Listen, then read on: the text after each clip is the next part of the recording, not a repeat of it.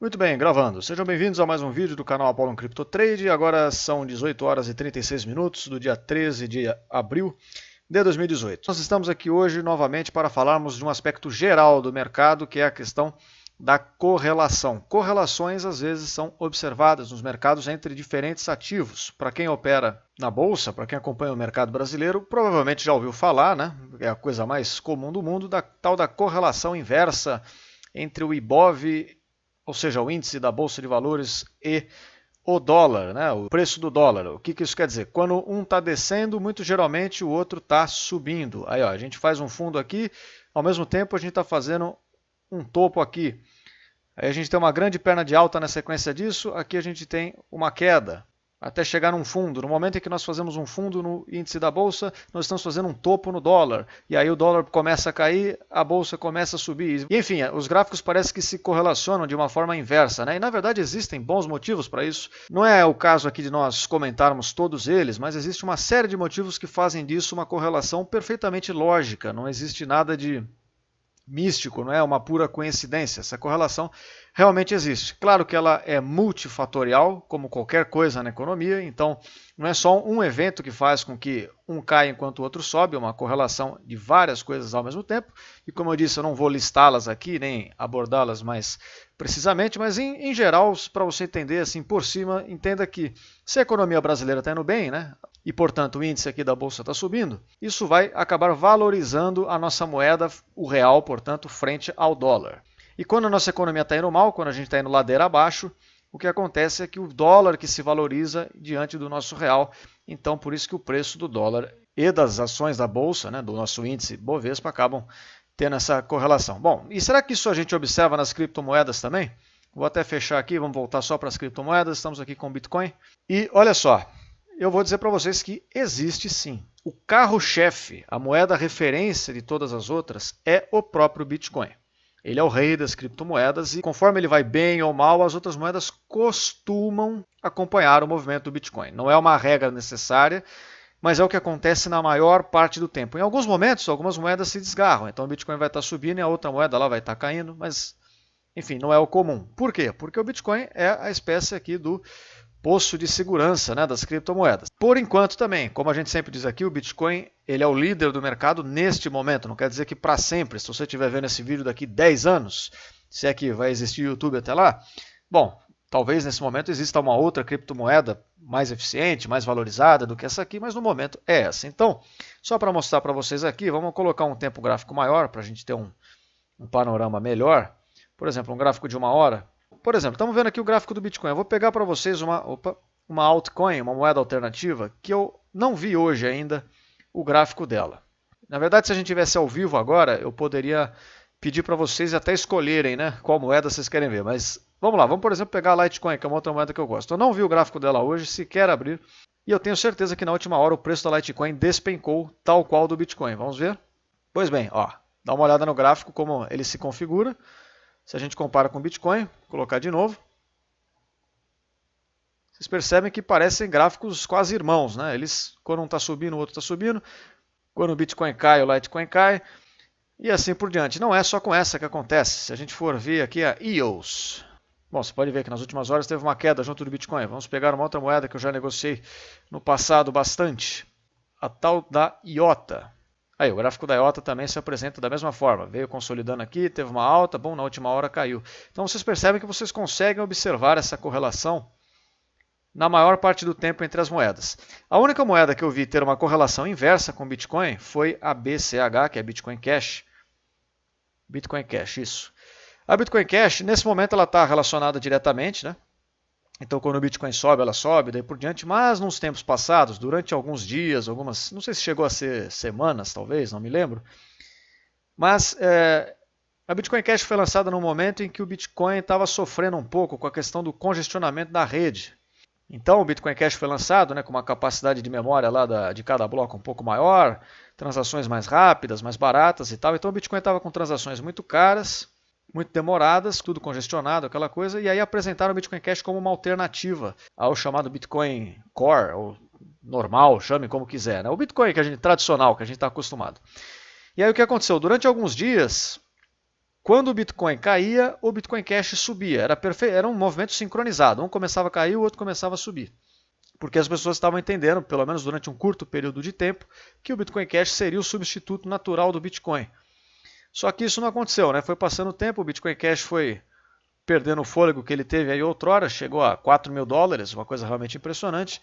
E aí hoje em dia ele se tornou mais uma altcoin, entre aspas, comum, né? Como todas as outras, e está se relacionando ao Bitcoin normal, ao Bitcoin tradicional, desta forma diretamente proporcional e não inversamente proporcional, né? Então quando um sobe, o outro tem subido também. E isso acontece, a gente observa assim nas criptomoedas essas correlações. Então isso é interessante para você que negocia altcoins. Então para você que negocia o Bitcoin, você vai estar de olho aqui no seu gráfico e não precisa se preocupar muito com outras coisas. Só a informação visual aqui do seu gráfico será o suficiente para você ter boas referências. Agora, se você opera uma moeda menor, vamos supor IOTA, é extremamente interessante eu observar o gráfico dela ao mesmo tempo em que eu observo do Bitcoin. E aí, claro, se você tiver mais de um monitor, você faz isso um pouco mais fácil. Se não, você divide a tela aí. No TradingView você tem a opção de dividir a tela em vários gráficos diferentes, ou você pode abrir mais de um navegador mesmo. Se for o caso, se você tiver a versão gratuita do TradingView, você pode simplesmente fazer isso aqui, ó. Abrir mais de um navegador, enfim, dividir a tela de algum jeito. O importante, nesse caso que eu quero dizer, é que seria você poder enxergar os dois gráficos ao mesmo tempo, exatamente por conta disso. Vamos supor que você está planejando uma entrada aqui na IOTA, né? Você está trabalhando com uma moeda menor. Você está começando a achar que daqui o preço vai reverter e ele vai subir, vai ser uma maravilha, você vai ficar milionário, aquela coisa toda. Bom, tudo bem. Você vai sonhando aí, né, do jeito que você quer. Muito bem, só que aí você abre lá o outro gráfico do Bitcoin e fala, pô, isso aqui não está com cara de que vai subir não. Isso aqui está com cara de que vai dar uma corrigida um pouco mais forte. Quem sabe pode até vir fazer um pullback aqui, né, nesse rompimento desse canal de baixa, para só depois engatilhar um movimento de alta, não sei. Enfim, acho que aqui o Bitcoin não vai subir.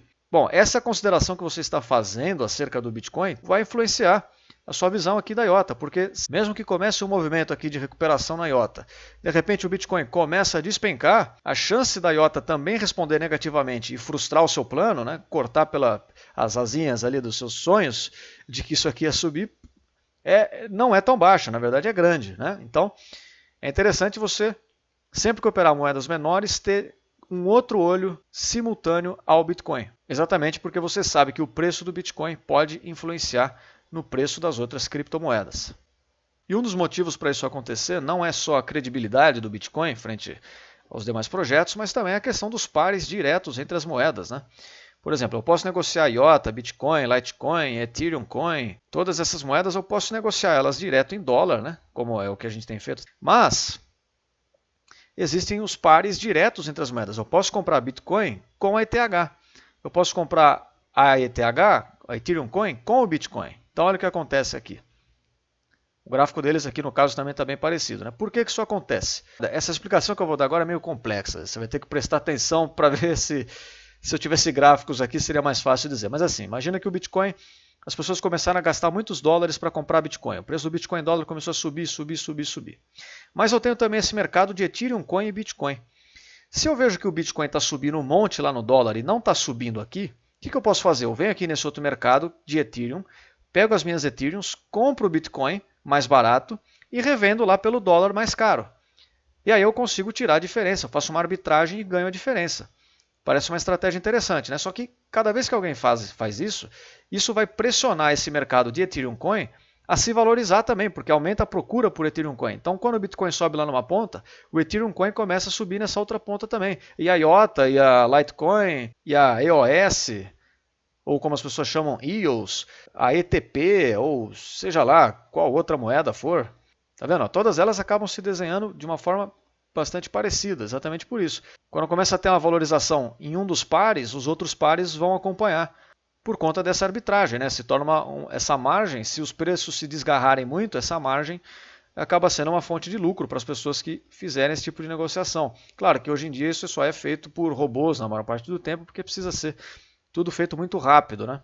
Uma pessoa fazer isso daria um certo trabalho, seria um tanto perigoso, mas enfim.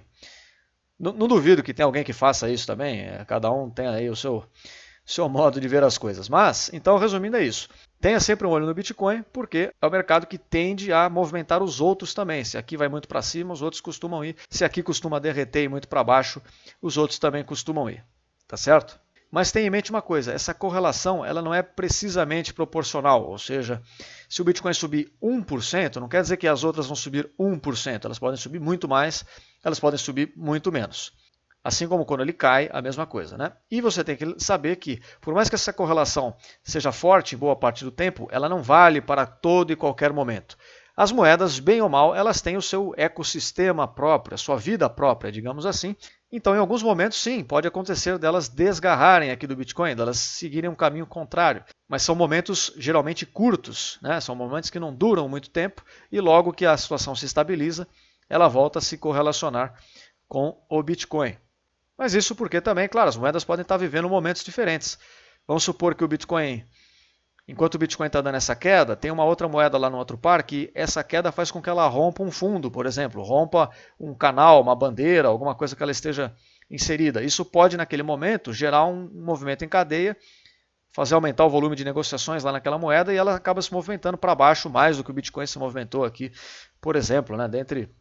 Enfim, são infinitas possibilidades que podem ocorrer, mas é interessante você ficar atento, então, às correlações que existem sim nas criptomoedas, sendo o Bitcoin o carro-chefe de todas elas, pelo menos nesse momento. Então, por enquanto é isso. Espero vocês aqui em breve. Inscrevam-se no canal para receberem mais vídeos e avaliem este vídeo aqui. Eu tenho na descrição uma carteira de Bitcoins e uma carteira de Litecoins, para caso você queira contribuir com o meu trabalho.